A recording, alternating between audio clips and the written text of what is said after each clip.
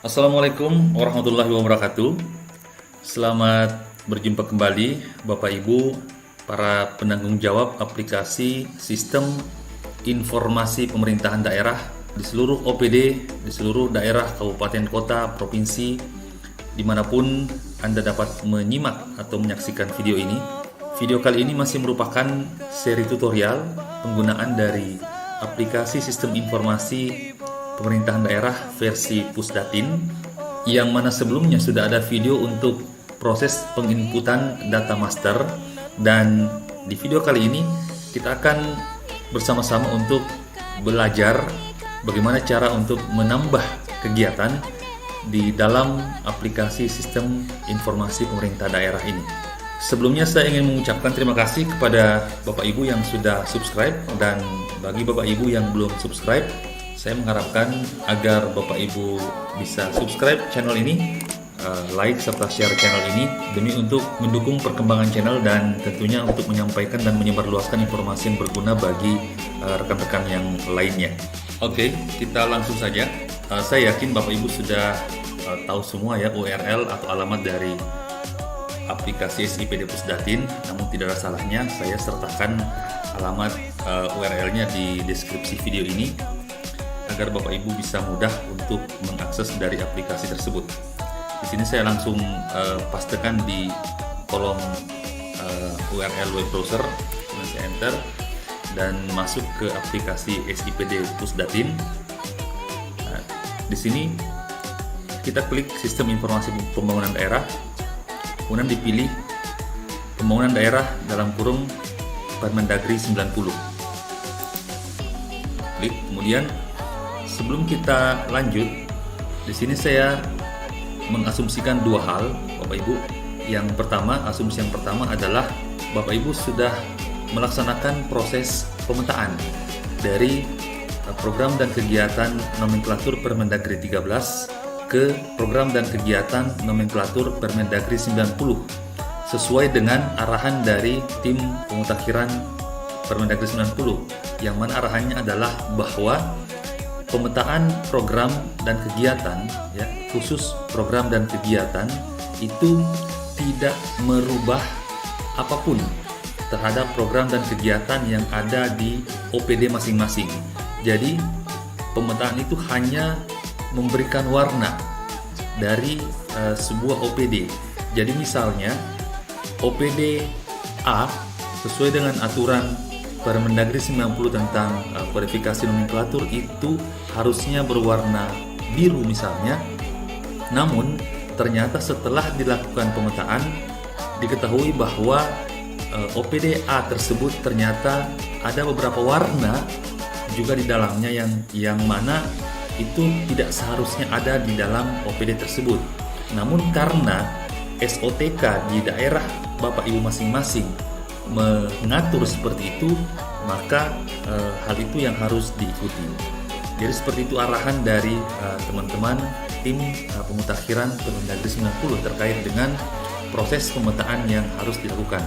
Jadi proses pemetaan itu tidak memindahkan program dan kegiatan dari OPD A ke OPD B, tapi tetap di OPD awal, namun hanya dengan kodifikasi yang sesuai atau disesuaikan dengan kodifikasi di Permendagri 90. Itu asumsi yang pertama. Kemudian asumsi yang kedua adalah bahwa Bapak Ibu telah membuat user akun kepala OPD masing-masing, dan kepala OPD telah membuat juga user akun untuk aparatur di dalam OPD-nya masing-masing, mulai dari level kepala bidang, kepala subbidang, ataupun kepala seksi sampai dengan staff. Semuanya sudah ada user akunnya di dalam aplikasi SIPD ini. Mengapa ini perlu? Karena untuk membuat kegiatan di dalam aplikasi SIPD adalah melalui user akun setara kabit atau eselon 3. Asumsi berikutnya adalah bahwa akun sekretaris daerah pada daerah Bapak Ibu masing-masing telah membuat username atau akun untuk TAPD Mitra Bapeda, karena sebelum kita menambahkan kegiatan, kita harus membuat dulu jadwal penyusunan RKPD, dan jadwal ini hanya dapat dibuat oleh user TAPD Mitra Bapeda. Nah, di sini saya sudah membuat akun untuk TAPD Mitra Bapeda. Dalam hal ini adalah TAPD Kepala Bapeda. Langkah pertama kita login dengan akun TAPD Kepala Bapeda. Nah, selanjutnya akan muncul database seperti ini Bapak Ibu. Seharusnya untuk saat ini Bapak Ibu sudah login di database tahun 2021. Namun karena ini adalah untuk pembelajaran, maka saya login di database tahun 2020. Klik, kemudian silakan Bapak Ibu menuju ke pengaturan. Kemudian Bapak Ibu klik jadwal. Selanjutnya mengklik perencanaan penganggaran. Kemudian Bapak Ibu menambahkan jadwal, klik tambah jadwal di sudut kanan atas ini, dan selanjutnya Bapak Ibu memilih tahapan RKPD. Kemudian di sub tahapan silahkan Bapak Ibu memilih rancangan awal. Kemudian sub tahapannya diketikkan saja.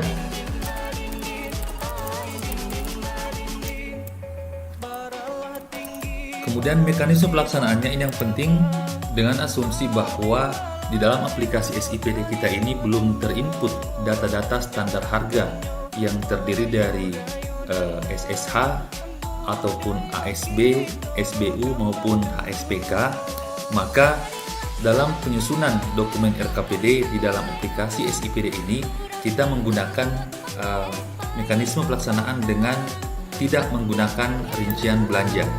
Silakan dipilih, kemudian kita menentukan jadwal pelaksanaannya kapan. Di sini saya menggunakan tanggal hari ini, selanjutnya di apply, kemudian berakhirnya saya pilih tanggal 31 Juli, kemudian di apply. Selanjutnya silakan Bapak Ibu klik tombol simpan. Nah, penentuan jadwal ini hanyalah dilakukan oleh user akun TAPD Bapeda, yang mana bagi Bapak Ibu yang ada di OPD silakan di skip proses ini ya. Jadi Bapak Ibu langsung saja ke proses penambahan atau proses tambah kegiatan. Selanjutnya setelah penyusunan jadwal ini selesai, silakan bagi Bapak Ibu yang di user TAPD Bapeda silakan keluar. Nah, selanjutnya untuk menambah kegiatan, kita masuk kembali ke aplikasi SIPD dengan menggunakan user eselon 3 di masing-masing OPD Bapak Ibu semua ya. Jadi yang bisa menambah kegiatan itu hanyalah pada level user eselon 3 di masing-masing OPD. Di sini saya sudah punya level eselon 3. Saya login. Nah, seharusnya jika Bapak Ibu sudah menyusun RKPD untuk 2021, silakan Bapak Ibu masuk ke database 2021. Saya untuk memberikan contoh, saya masuk ke database 2020. Nah, kemudian Bapak Ibu pergi ke tab kegiatan, sub kegiatan, klik. Kemudian Bapak Ibu silakan tambah kegiatan. Di sini pilih sub unit di mana Bapak Ibu berada. Kemudian untuk prioritas pembangunan provinsi, ini akan muncul pilihan jika provinsi Bapak Ibu sudah menginput prioritas pembangunannya di user akun provinsi. Namun jika belum, ini bisa dikosongkan. Selanjutnya kita ke prioritas pembangunan kabupaten kota.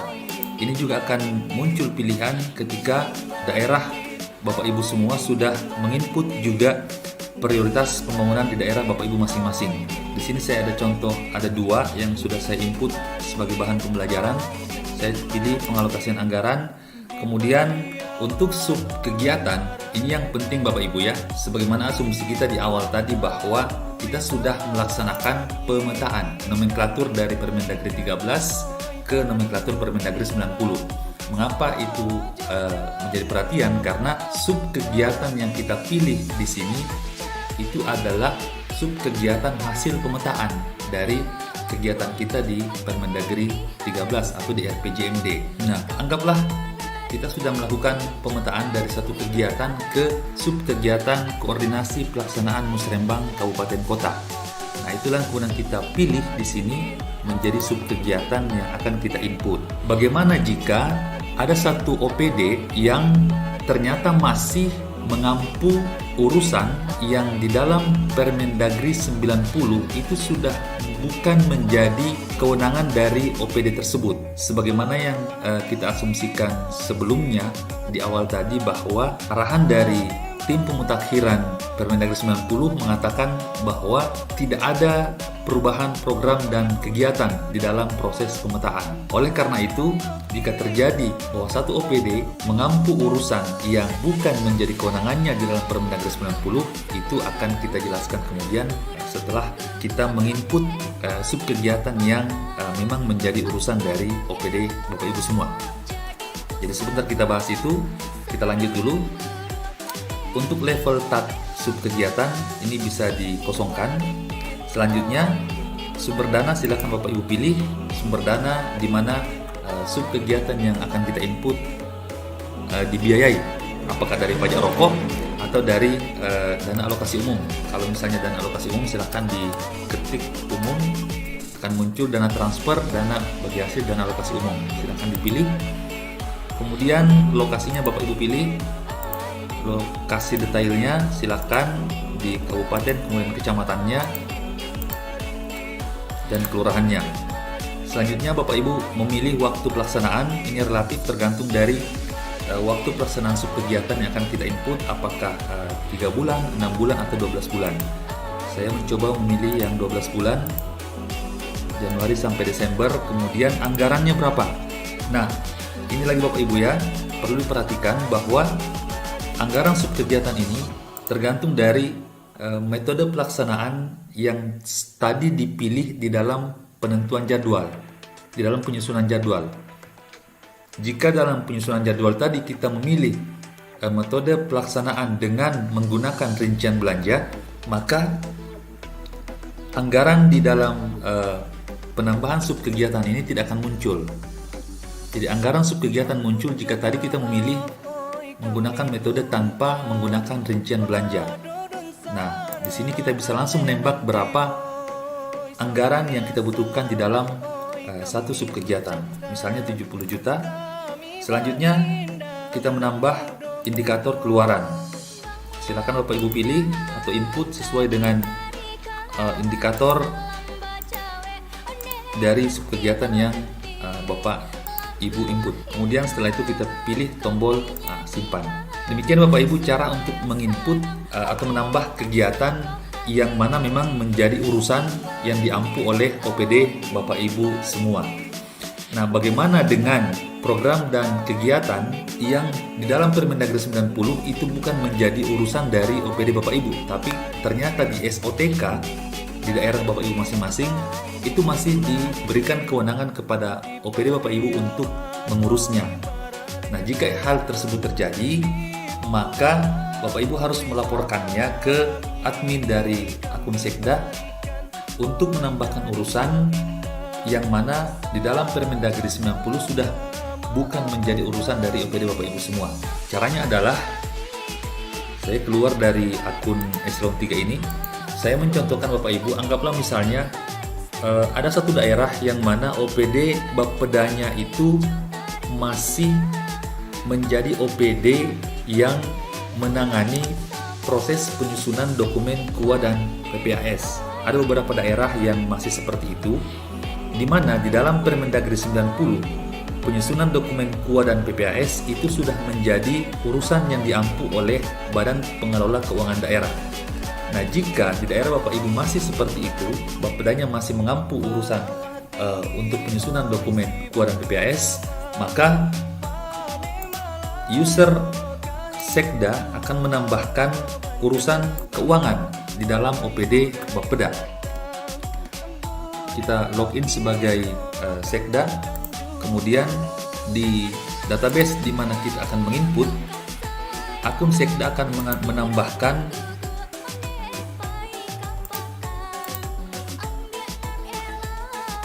menambahkan urusan tersebut ke dalam OPD yang dimaksud. Misalnya di sini ya, Badan Perencanaan Pembangunan Daerah, diedit, diubah, kemudian ditambahkan urusan terkait dengan keuangan. Kenapa? Karena di dalam Permendagri 90, urusan untuk menyusun KUA PPAS itu sudah berada di dalam urusan keuangan. Jadi di sini ditambahkan terkait keuangan, kemudian simpan. Nah, OPD Bapeda yang sudah ditambahkan urusannya akan berubah kodenya seperti ini. Akan ada tambahan 501 dan 502 karena ada urusan keuangan yang diampu juga oleh OPD Bapeda tersebut. Selanjutnya barulah kemudian user eselon 3 dari Bapeda bisa menambahkan kegiatan untuk penyusunan dokumen KUA dan PPAS di OPD Bapeda. Bapak Ibu bisa lihat di sini. Di dalam sub kegiatan ini kemudian sudah selain 501, kode 501 yang merupakan urusan perencanaan, akan muncul juga kode 502 ya. 502 ini adalah urusan untuk keuangan. Di sini ada penyusunan KUA dan PPAS sehingga bisa dipilih untuk penyusunan dokumen KUA PPAS di OPD Bapeda. Misalnya saya contoh saja ini. Ibu bisa lihat.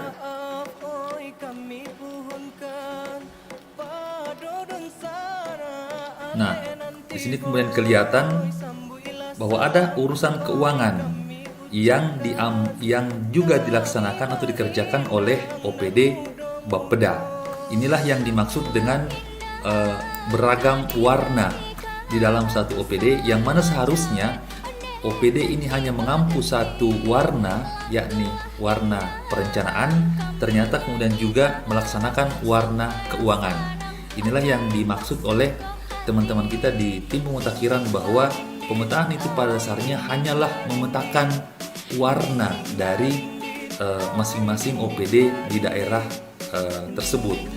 Nah, kemudian jika ingin diadakan perubahan, berarti daerah Bapak Ibu harus menyesuaikan perda dan perbub tentang SOTK yang ada di daerah Bapak Ibu masing-masing. Nah, seperti itu Bapak Ibu untuk sementara terkait dengan proses penginputan untuk atau penambahan kegiatan di dalam aplikasi SIPD. Untuk jika ada pertanyaan, Bapak Ibu bisa memasukkannya di kolom komentar, dan tentunya saya kembali mengingatkan untuk Bapak Ibu silahkan like dan subscribe serta share video ini jika Bapak Ibu menganggapnya sebagai video yang bermanfaat. Terima kasih. Assalamualaikum warahmatullahi wabarakatuh.